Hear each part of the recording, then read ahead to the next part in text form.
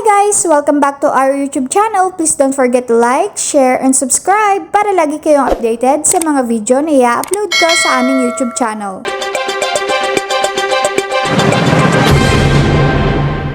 At para naman sa Region 11, sa Davao Region, meron po tayong babahagian na 3,720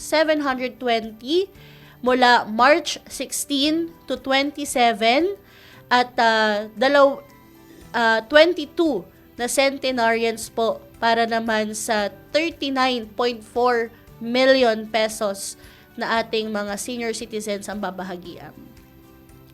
Sa Region 12, Saxargen, ito po ay sa bahagi naman ng Gensan.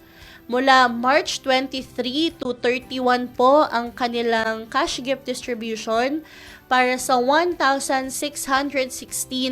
octogenarians and nonagenarians at 29 naman na centenarians na may halagang 19.06 million.